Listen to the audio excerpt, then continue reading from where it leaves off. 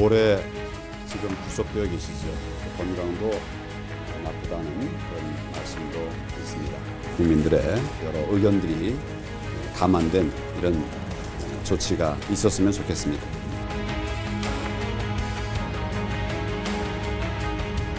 형이 박근혜 대통령의 형이 지나치게 높다라는 부분에 국민들께서 많이 공감하실 것 같습니다. 네. 그리고 현 권력이 더하면 더했다라는 이야기까지 지금 나오는 그런 시점이라고 생각을 하거든요. 사면이나 이러한 부분은 문재인 대통령이 분명히 결단할 때가 될 것이고 그러한 부분에 대해서는 결단을 해주셔야 된다고 생각을 합니다.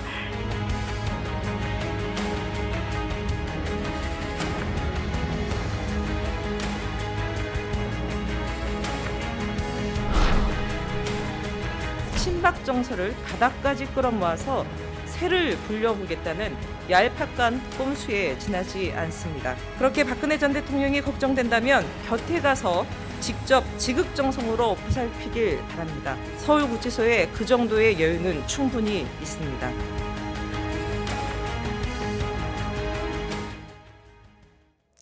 네, 스튜디오에는 김영준 명지대 교수 모셨습니다. 안녕하세요. 네, 안녕하세요. 네.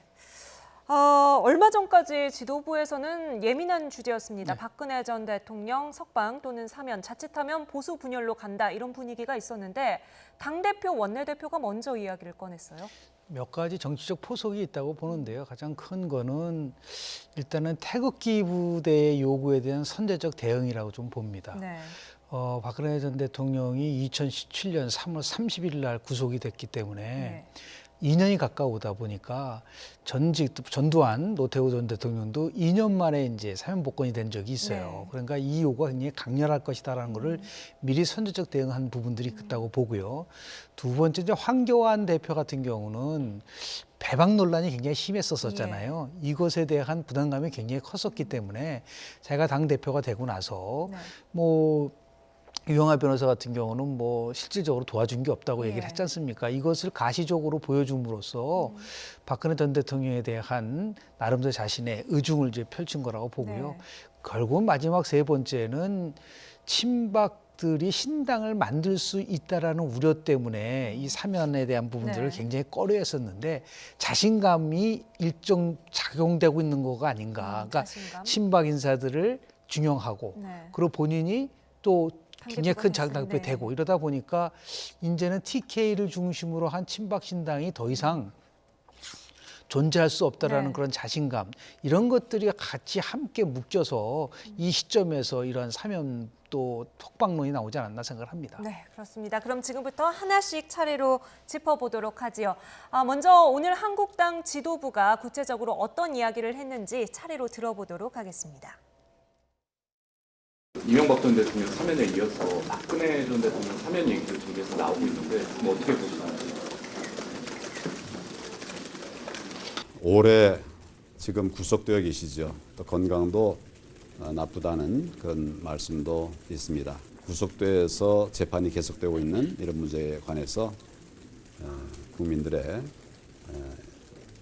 또 여러 의견들이 감안된 이런 조치가 있었으면 좋겠습니다. 저는 뭐 형이 박근혜 대통령의 형이 지나치게 높다라는 부분에 대해서는 아마 국민들께서 많이 공감하실 것 같습니다. 지금 현 권력이 예전에 이 전 정권에 대해서 비판하던 이 그런 잣대로 들이대면 현 권력이 더하면 더했다라는 이야기까지 지금 나오는 그런 시점이라고 생각을 하거든요. 그래서 이 부분에 대해서 문재인 대통령이 적당한 시점에 결단해 주실 것을 기대해 봅니다. 문재인 대통령이 결단해 주시기를 기대해 본다. 대통령이 결단하면 사면이 됩니까?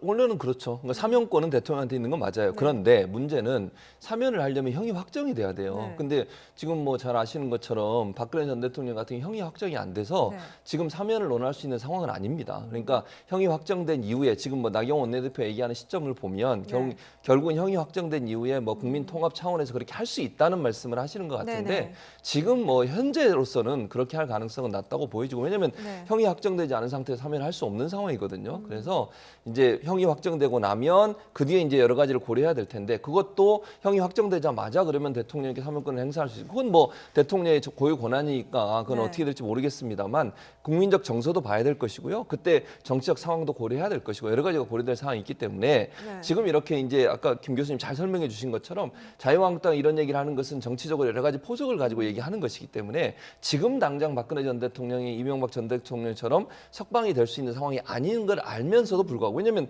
황교안 지금 대표나 나경원 원내대표 다 법률가 출신들이세요. 그러니까 이게 현실적으로 어렵다는 사실을 알면서도 저렇게 얘기하는 것은 정치적인 목적을 가지고 발언을 하신 게 아닌가 이런 생각이 듭니다. 일단은 뭐 좀 시청자분들의 이해를 돕기 위해서 박근혜 전 대통령과 관련된 거는 3가지의 혐의가 있어요. 제일 첫 번째는 국정농단과 관련된 거는 지금 24년을 선고받았지 않습니까? 지금 대법원에 지금 계류 중인 거예요. 두 번째는 이 새누리당 공천 개입과 관련된 거는 항소심에서 2년을 받았는데 다 상고를 포기했기 때문에 확정이 된 겁니다. 마지막으로는 이 국정원에 있는 특수활동비 상납 사건인데요. 이거는 1심에서 징역 6년을 받았는데 2심에 지금 계류 중인 거예요. 그러다 보니까 형이 확정된 거는 지금 공천개입과 관련된 것밖에 없단 말이에요. 그러니까 이 국정농단이라든지 아니면 특활비 상납 사건에 관련된 것이 최종적으로 확정이 돼야만이 사면을 할 수 있는 조건이 만들어지는 거예요. 그러니까 그것이 없기 때문에 지금 현 상태에서는 없다. 다만 미국은 대통령이요. 진행주에서도 사면시킬 수 있어요. 형이 확정되지 않아도. 근데 우리는 그렇지 않다. 그렇기 때문에 지금도 보석도 안 됩니다. 왜냐하면 지금 기결수기 때문에 바로 보석 신청을 할 수 있는 거는 형이 확정되기 전에 한 신청을 하는 것인데 그것도 안 되고 사면도 안 되고 현재 유일하게 박근혜 전 대통령과 관련돼서 할 수 있는 거는 바로 건강이 악화됐기 때문에 형 집행이 정지되는 거 이 이외에는 없는데 분명히 그걸 알면서도 이제 그렇게 사면이라든지 아니면 보석이라 이런 걸 얘기한다는 거는 정적 수사일 경우가 많다라는 말씀을 좀 드립니다. 그러니까 검사, 판사 출신인 당대표와 원내대표가 이런 이야기를 했다는 거 법률적인 내용보다는 정치적인 수사에 가깝다고 두 분께서 분석을 해주셨습니다.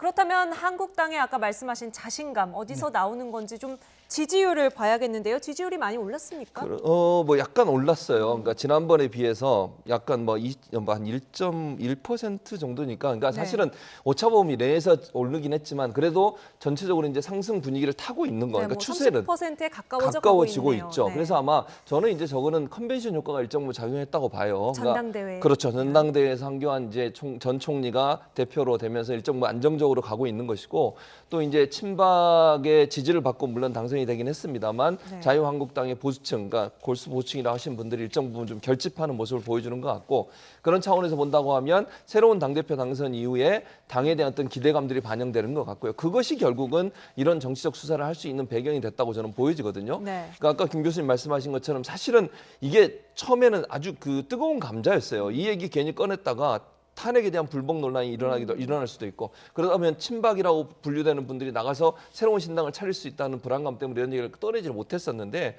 일단 친박을 중심으로 해서 황교안 대표를 중심으로 뭉치는 모습을 보여주기 때문에 더 이상 그런 위험성이 사라졌다고 판단했고 그래서 결국은 그들을 좀 더 많이 끌어들이고 본인의 배박 논란에 대한 이미지도 좀 불식시키기 위해서 이런 발언들을 하는 게 아닌가 이런 생각이 듭니다. 한국당을 제외한 다른 정당에서는 일제히 비판이 쏟아져 나왔는데요. 일단 자유한국당과 가장 멀리 떨어져 있는 정의당의 목소리로 들어보죠.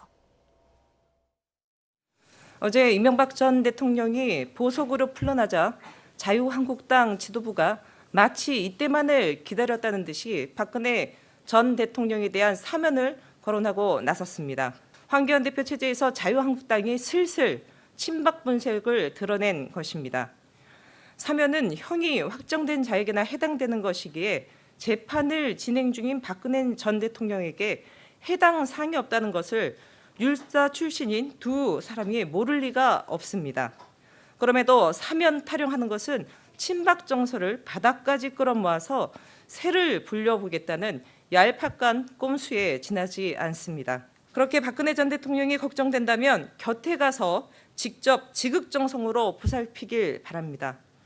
서울구치소에 그 정도의 여유는 충분히 있습니다. 네, 결국 황교안 대표 체제에서 슬슬 친박 분색 나오는 거 아니냐 이런 식의 지적인데요.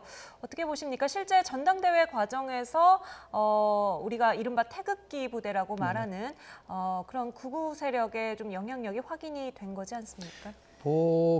보기 따라서 다른데요. 생각보다는 저는 그렇게 강하지 않았다고 네. 봅니다. 왜냐하면 김진태 의원 후보 같은 경우에 그렇게 많은 표를 얻지 못했던 부분들이 있는데 그럼에도 불구하고 50% 정도의 득표를 한 거는 보이지 않게 그러니까 나름대로 강한 보수 성향을 갖고 있는 네. 당원들이 찍었다고 보는데요. 조금 전에 우리 당에 관련된 조사가 나왔는데 하나 흥미로운 게 있어요. 예. 그건 뭐냐면은 실은 한국당 지지가 높아졌는데 TK 지역에서 7.9%포인트가 떨어졌습니다. 네. 그리고 보수층에서는 3%포인트가 떨어졌어요. 네. 그럼 이거는 어떻게 해석을 해야 되느냐. 이게 결국은 보수가 결집돼서 나온 것이냐 아니냐에 대한 조금 더 지켜봐야 될 부분들이 좀 네. 있는 것 같아요. 근데 문제는 뭐냐면 여하튼 수치상으로 보면은 2016년도 10월 달에 30.5%를 차지했었거든요. 네. 자유한국당이. 그러니까 정확하게 하면 2년 5개월 만에 이제 30%에 육박을 한 겁니다. 이게 컨벤션 효과인지 아니면은 반사의 이익인지요. 미세먼지 포함해서 여러 가지 지금 한유총에 대한 계약 연기 이런 아주 굉장히 나름대로 네. 악재들이 있었단 말이에요. 이걸 통해서 얻은 것인지에 대한 거는 조금 더 지켜봐야 되는데 그 해답은 어디서 나오느냐. YTN의 월요일 날 여론조사에서 네. 분명히 저는 해답이 나올 거라고 봅니다. 네. 왜냐하면 여론이 형성되는 과정은 한 5일 정도가 걸려요. 그래서 우리가 지금 바로 이 TBS에서 한 여론조사 결과를 가지고 이게 결집했다 아니다 평가하기는 좀 어렵다고 보고요. 네. YTN이 계속 일주일마다 고정적으로 하고 있기 때문에 네. 그 잣대를 가지고 보면은 무엇이 지금 자유한국당을 만약에 지지 상승시켰으면은 어느 계층에서 올라갔고 민주당에서 어느 계층에서 떨어지고 있는가. 다만 대통령 국정원인 지지도와 지금 민주당의 지지도가 2주째 하락을 하고 네. 있다고 하기 때문에 이것이 어떠한 과정을 거쳐서 가져오느냐는 아마 월요일날 조사 결과가 굉장히 중요하다고 보는데 여쭤본 거는 역시 그래도 여하튼 정당에서 네. 조금씩 이제 선거가 가까이 오면서 각각 나름대로의 이제 결집하는 효과가 있을 수는 있겠으나 중요한 거는 뭐냐면 과연 중도층으로부터의 얼마나 지지를 받느냐 이것이 굉장히 관건이라고 저는 봅니다. 네. 그러니까 뭐 아까 이 자유한국당의 자신감 이야기해 주셨는데 네네. 한국당 지도부에는 이제 앞으로 행보를 결정하는데 월요일 여론조사 결과를 좀 굉장히 참고를 중요할 해라. 거라고 저는 봅니다. 네, YTN 여론조사 결과를 좀 눈여겨봐 주시길 바랍니다.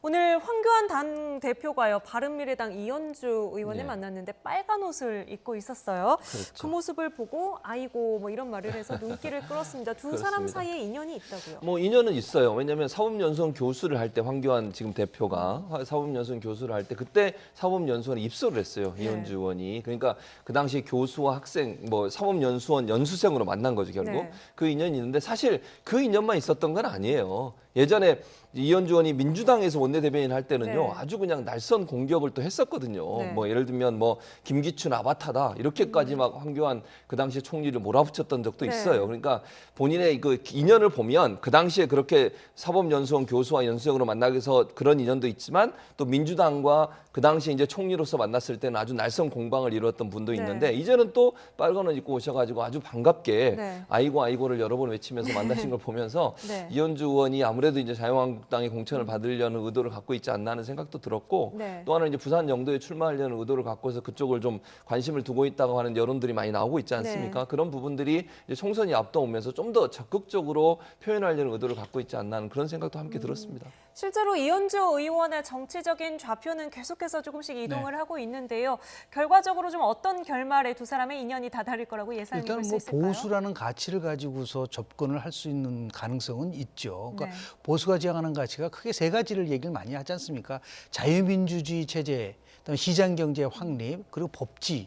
마지막에 하나를 더 한다면 이제 안보에 관련된 부분인데 예. 지금 이현주 의원의 내용, 발언 내용을 자세히 살펴보면은 보수에게 일방적으로 지지하는 건 아니에요. 그러니까 예를 들어서 과거에 쉽게 표현하면 산업화 시대 때 굉장히 많은 성과가 있었지만 네. 그것이 오히려 굉장히 기득권 중심으로 갔었던 것에 대해서는 비판하는 부분들도 있어요. 그러니까 네. 자기가 새로운 보수의 가치를 결국은 접목시키고 싶다라는 이 부분들. 네. 근데 이것이 어떻게 이제 황교안 대표 체제가 지향하는 가치와 자기가 그렇게 말하는 새로운 보수의 가치가 조합을 이뤄내느냐. 근데 그런 것이 없이 그냥 네. 무조건 자신의 정치적 행보를 위해서 가져간다면 조금 전에 최 교수님 지적한 것과 마찬가지로 다른 정치적인 목적, 특히 공천이라든지 다음 총선에서의 당선이라든지 네. 이런 것 때문에 하는 것이 아니냐. 그런 거를 일소시키기 위해서라도 정말 자기가 얘기한 보수의 새로운 가치에 걸맞는 행동을 지속적으로 해야지 네. 이것이 자신의 이해관계에서 움직인다고 한다면 또다시 이거는 공격받을 수 있는 여지가 있다는 것을 좀 말씀 좀 드립니다. 네, 알겠습니다. 어제 이명박 전 대통령의 보석이 이후에 자유한국당의 당심에는 어떤 영향을 미칠지 또 지도부의 행보에는 어떤 변화를 가져다 줄지 예측해봤습니다. 오늘 김영준 명지대 교수 그리고 최진봉 성공회대 교수와 함께했습니다. 두 분 오늘 말씀 감사합니다. 네, 고맙습니다.